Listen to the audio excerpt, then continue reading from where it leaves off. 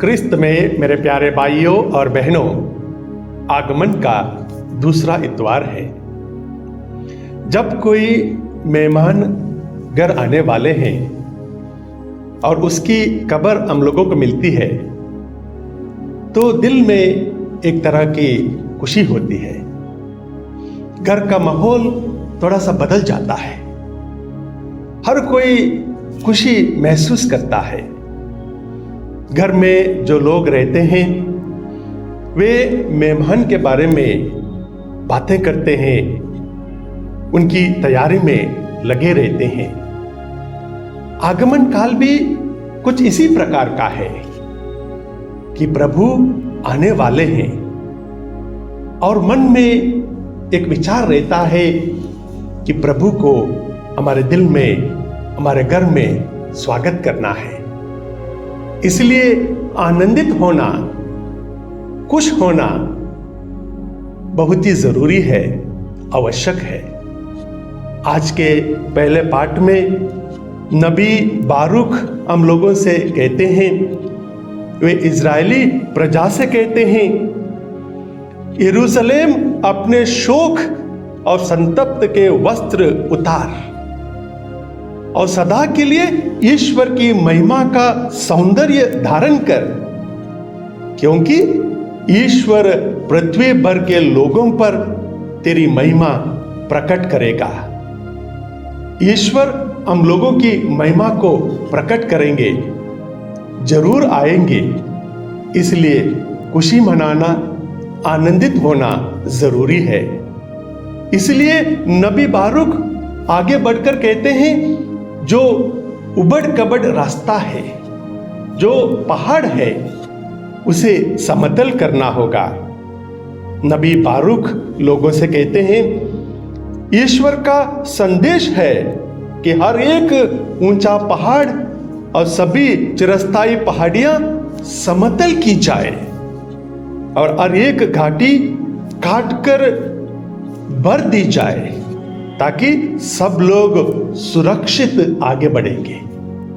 सुरक्षित आगे बढ़ने के लिए उबड़ कबड़ रास्ते को समतल करना होगा, घाटी को भरना होगा। परंतु हम सब जानते हैं जीवन का सफर उतना आसान नहीं है। जीवन में बहुत ऐसे रास्ते हैं जो उबड़ कबड़ से भरा हुआ है। दिक्कतें हैं, मुसीबतें हैं, कमजोरियां हैं, पापमय जीवन हमेशा रहता है। बहुत बार गुस्से में हम लोग अपना जीवन बिताते हैं। ईगो हम लोगों के साथ साथ चलता है। झूठ बोलने की आदत बन जाती है। गॉसिप करने के लिए बहुत बार मजा आता है। लेजीनेस सर पर चढ़ा रहता है। शराब पीने की आदत रहती है। फिगुल के खर्चे करते हुए पैसा बर्बाद करते हैं। लालची बने रहते हैं। इन सारे छोटे मोटे पहाड़ों को और घाटियों को समतल करना होगा। इसलिए हम लोगों के सामने आगमन काल दिया गया है। बहुत बार प्यारे भाइयों और बहनों, मन में यह विचार रहता है कि हम ठीक है, हमें इन सारे दिक्कतों को ठीक करने की जरूरत नहीं है। हमारा जीवन समतल है, हमारे जीवन में पहाड़ नहीं है। परंतु जो हमारे साथ रहते हैं, हमारे आसपास रहते हैं, जिनके साथ हम लोग काम करते हैं, वे बड़े खराब इंसान हैं। उन्हें आगमन की जरूरत है, उन्हें तैयारी की जरूरत है। एक अमीर देश का अमीर राजा एक दिन बड़े सवेरे उठकर अपने राज्य का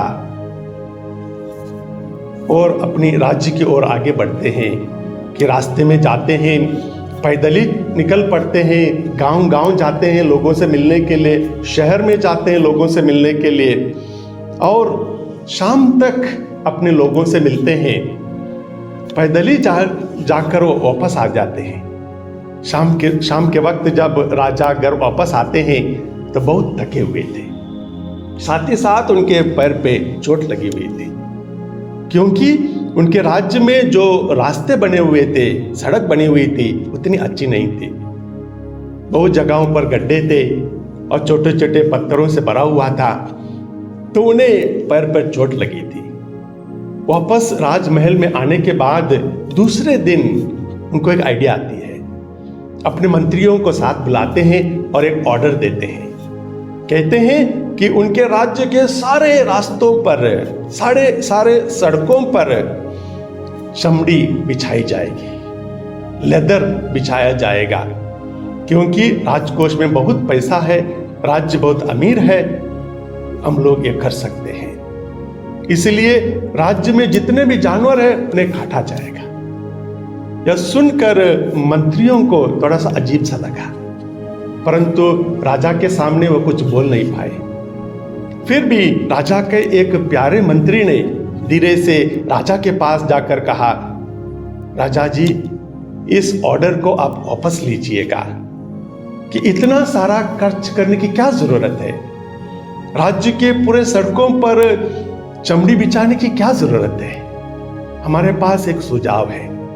सुझाव यह है कि आप एक चमड़े के जूता खरीद लीजिएगा और उसके बाद आप उस जूते को पहनकर सड़क पर जाइएगा, आपको चोट नहीं लगेगी। जी हाँ प्यारे भाइयों और बहनों, हम लोगों के जीवन में भी हमें इसके बारे में सोचना होगा कि अगर हम सिर्फ दूसरों को सुधारने की बात करते हैं, अगर हम दूसरों पर दोष लगाने की बात सोचते हैं, तो शायद आगमन काल में हम कुछ पाएंगे नहीं। हमारे जीवन में कभी तरक्की नहीं होगी। हम में से बहुत कोई ऐसा ही सोचते हैं कि जमाना कितना खराब है, आए दिन मारपीट होती है, आए दिन झगड़ा होता है, पड़ोसी में गाली गलौज होता है और उन्हें सुधारने की जरूरत है। अगर देश सुधर जाएगा, मोहल्ला सुधर जाएगा, अगर जहाँ पर हम लोग काम करते हैं वहाँ के लोग सुधर जाएंगे तो कितना अच्छा होगा। परंतु प्यारे भाइयों और बहनों, हम लोगों को ये सोचना होगा कि पूरे रास्ते में लेदर बिछाने के वजह हम अपने लिए एक लेदर के जूते खरीदने से कैसा होगा। If I change my thinking, I'm able to change my world. ये सोच हमें रखनी होगी। इस बात के बारे में आज के सुसमाचार में नबी यूहन्ना बपतिस्ता हम लोगों के सामने एक विचार रखते हैं कि प्रभु आने वाले हैं, हमें अपना रास्ते को ठीक करना होगा। नबी यूहन्ना बपतिस्ता के समय में बहुत सारे ऊंचे कद के लोग थे, ऑफिसर्स थे। आज के सुसमाचार में उनकी जिक्र किया गया है, जैसा कि कैसर, जैसा कि पांतुस पिलातुस, जैसा कि उनका भाई फिलिप, जैसा कि अन्नस, जैसा कि कैफस। ये महान व्यक्ति थे, ऑफिसर्स थे, फिर भी ईश्वर की वाणी उन्हें नहीं मिलती है। निर्जन प्रदेश में एक साधारण व्यक्ति यूहन्ना बपतिस्ता को दी जाती है और यूहन्ना बपतिस्ता लोगों के बीच जाकर ये कहते हैं, प्रभु का मार्ग तैयार करो, उनके पथ सीधे कर दो। जी हाँ प्यारे भाइयों और बहनों, निर्जन प्रदेश में यूहन्ना बपतिस्ता को प्रभु की वाणी सुनाई देती है। अगर हम शहर में भीड़ के बीच रहकर, ऐशो आराम के जीवन में रहकर प्रभु की वाणी सुनने की कोशिश करेंगे, शायद हमें वाणी नहीं सुनाई देगी। साधारण जीवन और तत्परता के साथ जब प्रभु को सुनेंगे, जरूर प्रभु की वाणी सुनाई देगी। क्योंकि आज के सुसमाचार में जब यूहन्ना बपतिस्ता पुकार कर निर्जन प्रदेश में कहते हैं, प्रभु का मार्ग तैयार करो, उनके पद सीधे करो, क्या हमें यूहन्ना बपतिस्ता की आवाज सुनाई देगी? क्या हमें यूहन्ना बपतिस्ता जो पुकार कर कहते हैं उससे कोई मतलब है? वैसी कौन सी चीज है जो हमें सुधारनी होगी? ये हर एक के लिए एक पर्सनल व्यक्तिगत सवाल है कि मेरे जीवन में किस चीज की सुधार की जरूरत है। मेरे जीवन में ऐसा कौन सा पहाड़ है जिसे मुझे समतल करना होगा। मेरे जीवन में ऐसी कौन सी चीज़ है जो मुझे काट कर फेंकना होगा।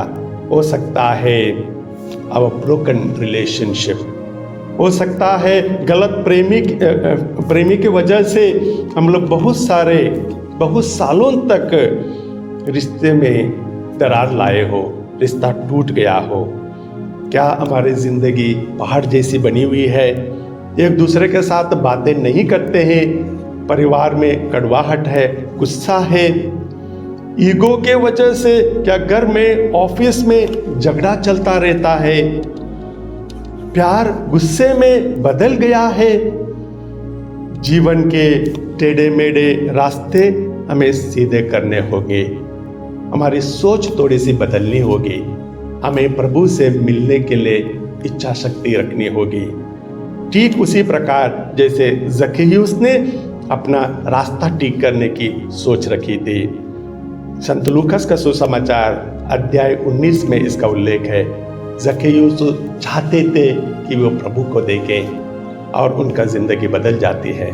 ठीक उसी प्रकार जैसे समारी स्त्री प्रभु से मुलाकात करती है, यूहन्ना का सुसमाचार अध्याय 4 पद संख्या 1 से 40। जैसे ही समारी स्त्री प्रभु से मिलती है, बातें करती है, उनका जिंदगी बदल जाती है।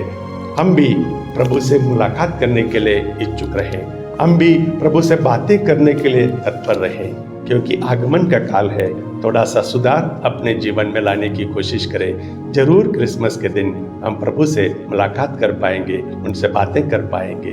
आमीन।